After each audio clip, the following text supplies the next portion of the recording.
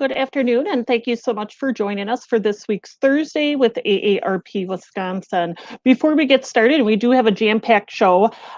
Please make sure to visit the AARP Wisconsin website for information on upcoming events and advocacy, also information if you would like to volunteer with us. So check out aarp.org/WI.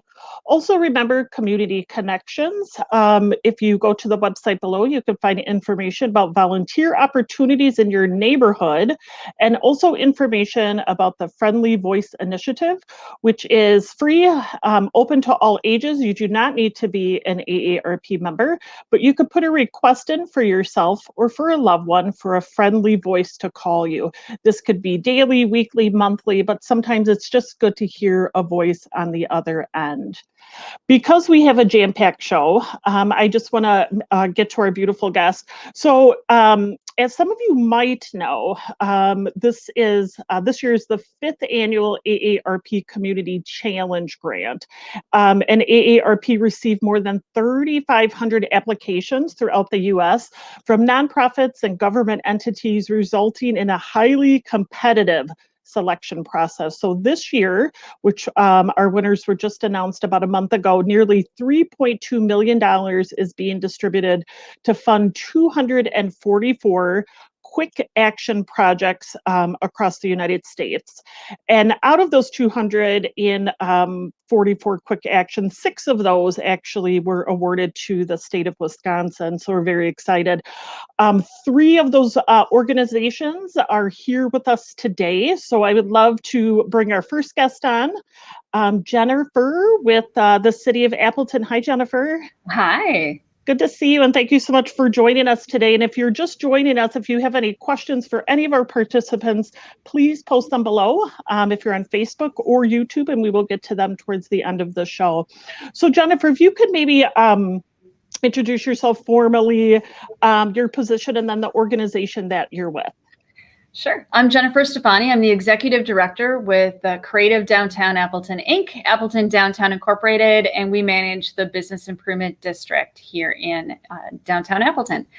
So those agencies and organizations can come together to create an accessible, livable, exciting environment for business and for people to live. So it's been a great partnership. And of course, congratulations on winning one of the awards. We always love to try to bring as much money back to the state of Wisconsin just because it gets infused back to the community.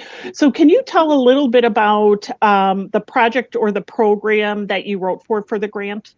Absolutely. So we looked at a project that has long been on our wish list, and that is to create a public seating space on the west end of College Avenue. We are a very linear downtown. We stretch a mile, and we have a nice plaza on the east end, but the west end is really lacking. And we are in a time right now, a very exciting time in downtowns, really, across the nation, specifically of our size. We're really seeing a boost in residential development in our districts. I know La Crosse has seen it, Sheboygan has seen it, certainly Milwaukee and Madison, and now it's Appleton's turn too. So we're really excited to see all of the new residential developments popping up throughout our mile stretch. So we looked at ways to really enhance that walkability, enhance the livability of the district, and making it feel more like a neighborhood. So to do that, we looked at a mobile parklet project. So we were inspired by a prefabricated street deck like you see here. This one in particular is a company called Architract. And we started to work with them to learn more about their product. And they are modular, of course. So they come on a pallet and you build it. Wow. And you can take it apart and put it away for the winter and bring it back out. Let me tell you, I've done a lot of DIY projects in my life. This one was by far the hardest to build. I bet. It's so massive. But yeah, so it's 32 feet long and 6 feet wide. It is handicap accessible, of course, the whole front of it, and you'll see it in some of the other pictures. Oh, here's where we started our little process. We selected a location that's actually off of our main street, which is College Avenue. This is State Street. So this is just off of College Avenue, and it sits right in front of this beautiful Mile of Music mural. So it's a really nice spot visually to sit. It comes in pieces and parts and bolts. And unfortunately, our bolts didn't arrive on the first day with our unit. So we had a few setbacks. As with any project, you know, they kind of challenge your leadership skills. But we got through it, and we had a great crew of people helping us.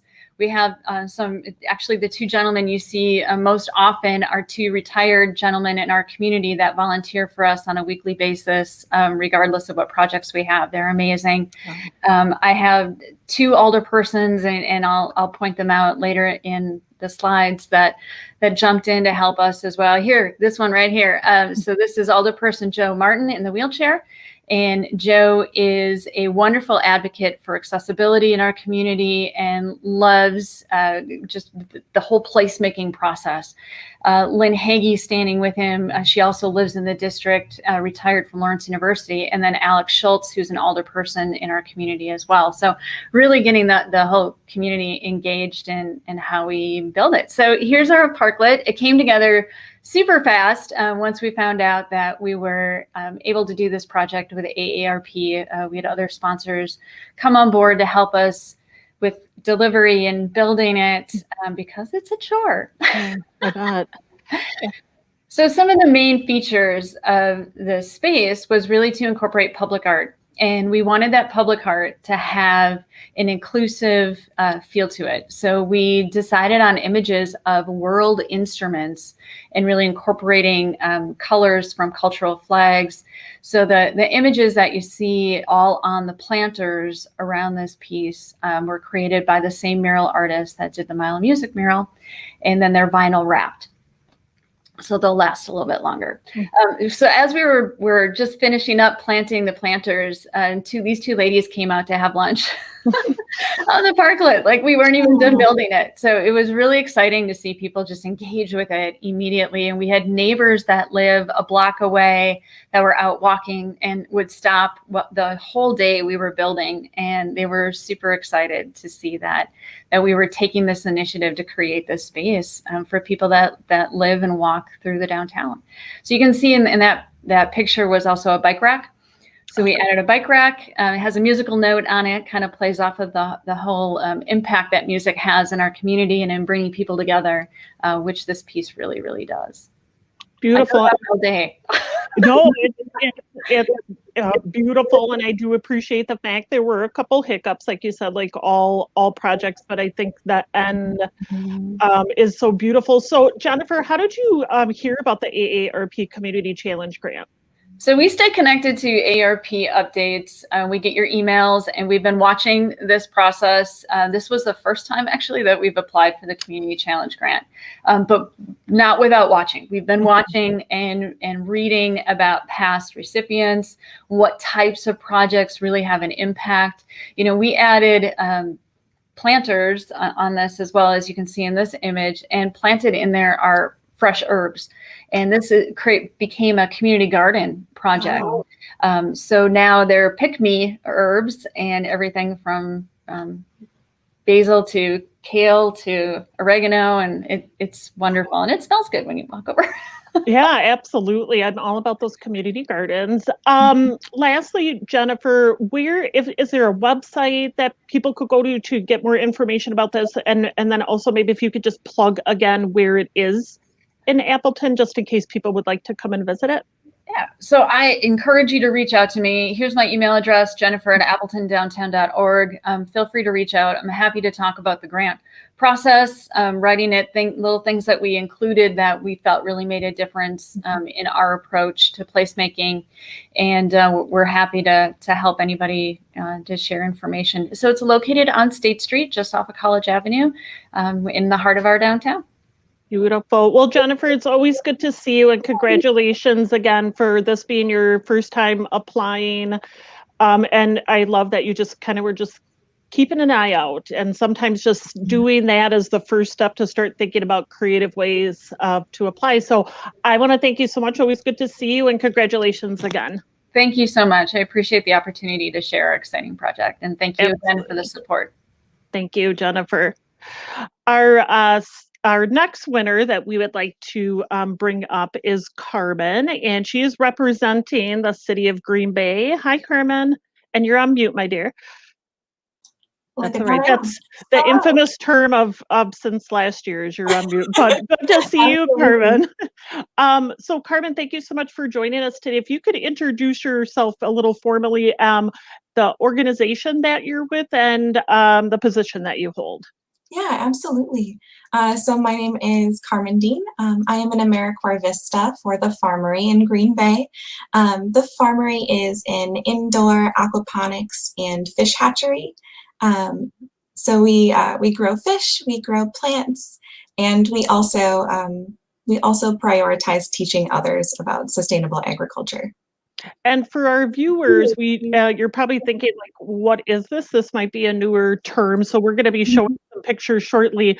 But Carmen, can you tell us a little bit about like the project or program that you wrote for through the Challenge Grant? Yes, absolutely. So the project that we are working on currently is an aquaponics demonstration system. We had a system built several years ago by a group of volunteers that was a raised bed vertical aquaponics system that we've been using to grow crops. And it works phenomenally, but it was getting a little old and needed to be replaced. It also didn't serve quite as well as a teaching model as we would have liked. We like to be able to have, school children come through, or we do also have adults with limited mobility who it's hard to see over the top of those beds and really hard to work with them. So our project is rebuilding this system, building a new one in its place, really. One that stretches horizontally instead of vertically and which can be used all year round to grow food. And I am familiar with this just because I'm obsessed with it, so I'm familiar with it. But can you talk a little bit about how you think this idea will impact the community of Green Bay or bring value to the city of Green Bay? Yeah. I think that one of the biggest things that this system will do is allow us to provide a teaching tool. It is a system that's easy to work with, that you can easily grow things all year round indoors, away from pests, away from the cold. It also serves as a teaching model for groups who may want to come through, and it will be a source of yummy greens. And we have been donating in the past our greens to food pantries as well. So we're making sure that we're getting something out of it ourselves as people coming through and learning about ways to grow food sustainably, ways to grow food that are not limited to outdoor agriculture. And then also making sure we can give back to the community through that food that's grown. And when did the Farmory officially open? The Farmory has been open for a while now, but we opened our hatchery first in January of 2020. So that's when the public really became more familiar with the organization. Okay. And producer Darren, do we have a video? Yes. Okay. So we are going to bring up the video just to give people a little bit better feel why we're doing that.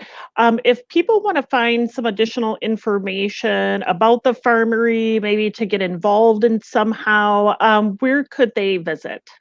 They could visit our website. It would be www.farmory.org, and that is Farmory with an O.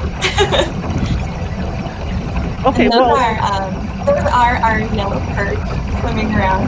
Those are actually our brood stocks, so we will be using those in the future to breed and be able to grow different cohorts of fish out of season, so out of what would normally be the spawning season. Okay, and it was a little hard to hear you because it did sound like we were underwater, which I loved. Can you just say what kind of fish they were again? I'm sorry. Yeah, they're yellow perch. Yellow perch. Yellow perch are very exciting because they're notoriously difficult to grow indoors. So this is pretty much a new endeavor, especially for this area. But we're really excited because we'd like to be able to also, help repopulate that perch population a little bit. And this is if you could say the website one more time and the city that you're located in. Yep, we are in Green Bay, Wisconsin, and it is at farmory.org. Farmory.org. And Carmen, this is more of a question for other viewers who maybe are not in the Green Bay area. If they are wanting to know if there's a similar organization, maybe in the city or the town they reside in, do you know what would be like a good first step? They could go on the internet, but what guidance would you give to them if they were interested to learn more? Sure.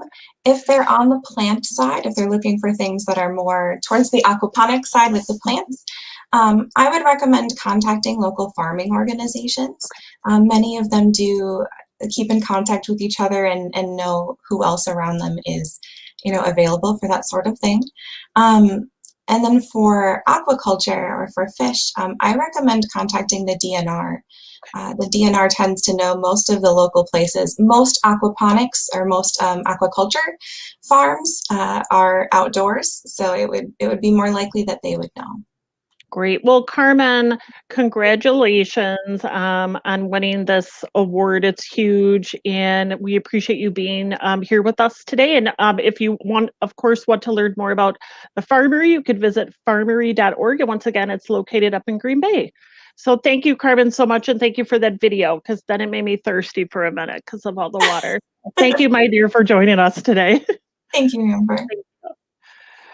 Our next guest, which is number 3 out of 3, is the City of La Crosse. And we have 2 guests with us today. We have Noreen and we have Jack. Hi, Noreen. Hello. Hi. And I think we're bringing up Jack, or I can. Okay, and Jack. Good.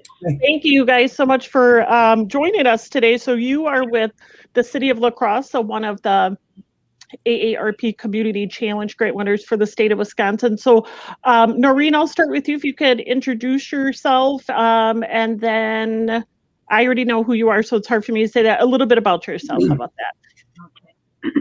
My name is Noreen Holmes, and I'm a volunteer with AARP.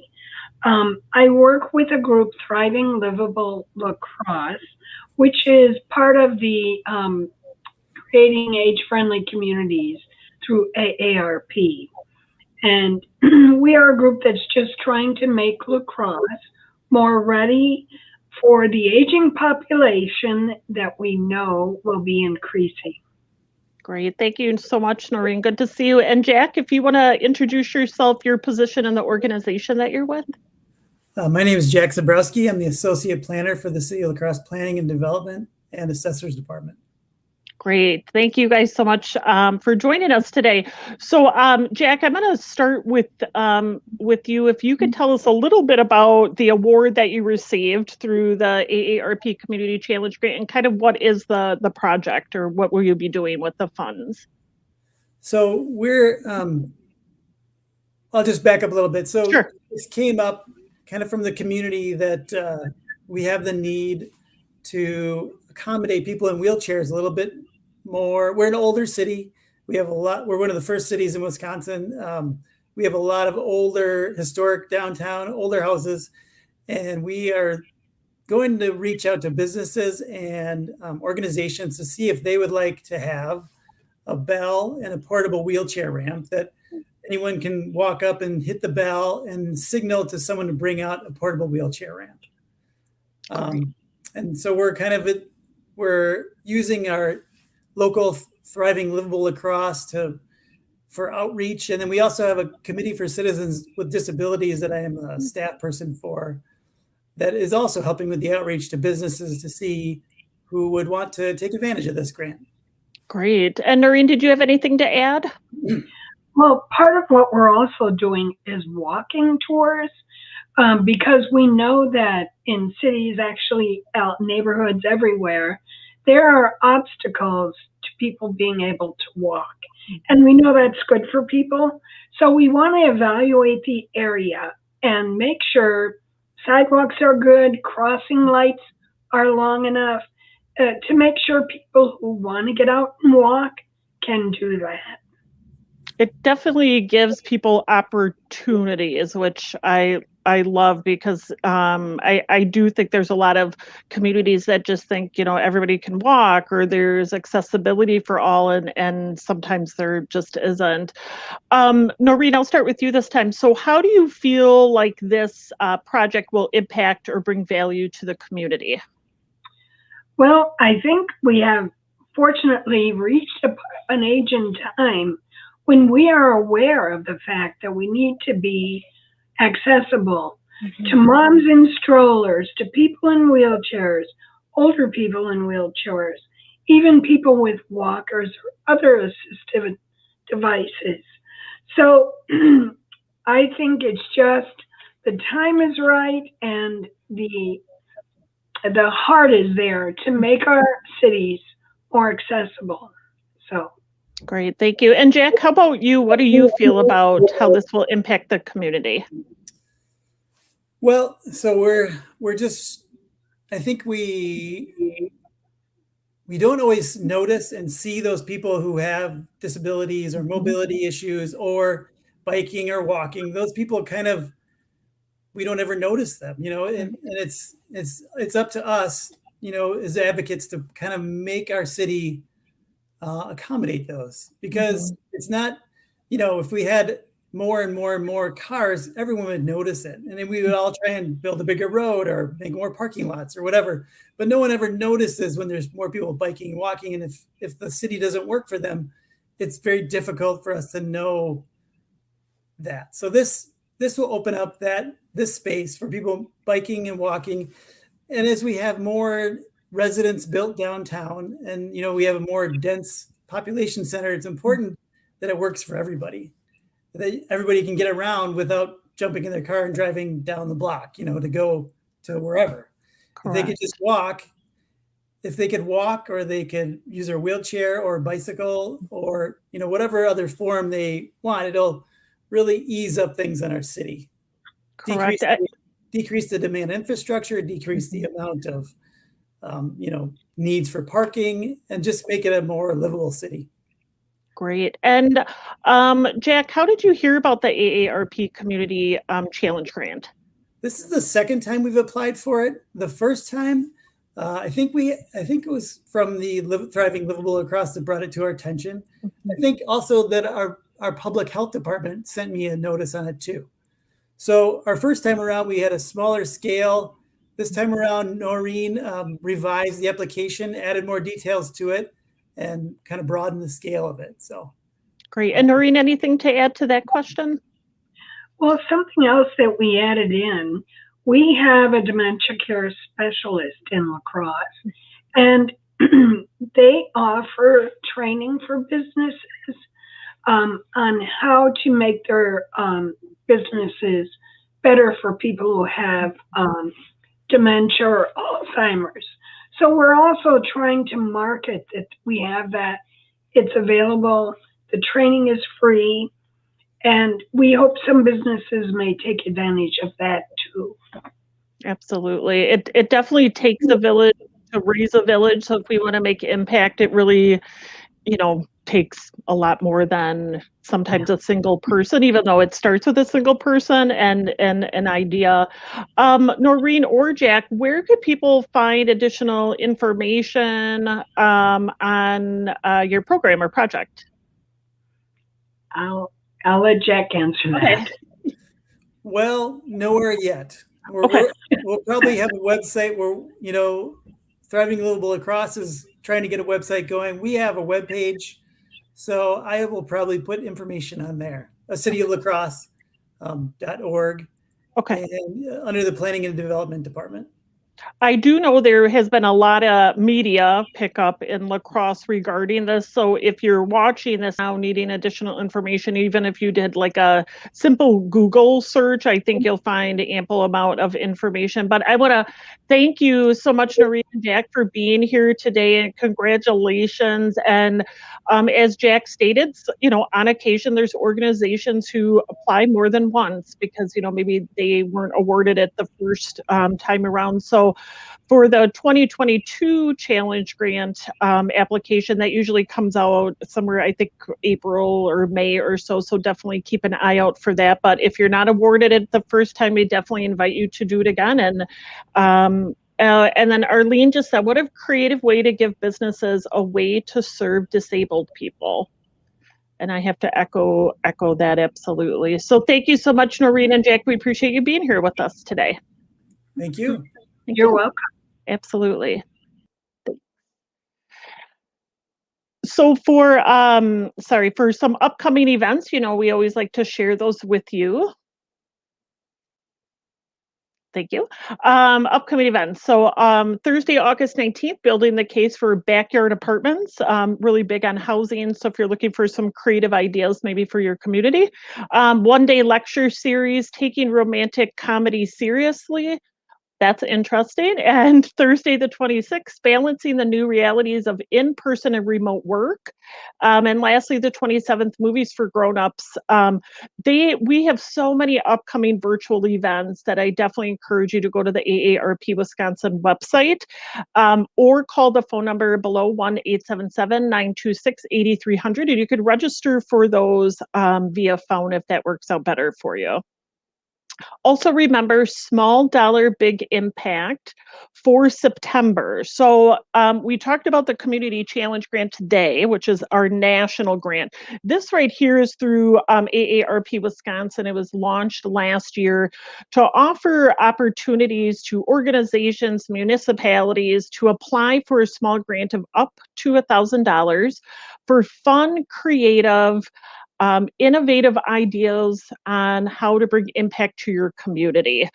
So if you're looking for a list of former winners or looking to apply, you can visit the website aarp.org/WI and then SDBI, which is small dollar, big impact. And once again, the application, which is a pretty short application, is due September 15th. For next week's show, we are going to be talking to our friends at BizStarts, which is an organization here in Milwaukee, and we're going to be talking about their community boot camp and pitch competition, which is in collaboration with AARP Wisconsin. We'll also be talking about ways if you're looking to maybe start or grow your business after the age of 50. So come back here next Thursday on our Facebook.com page or our YouTube page. As always, we appreciate you being here with us today. Feel free to take your friends or forward this video to anybody that might have interest or live within those communities. And until then, we look forward to seeing you next Thursday. Be safe.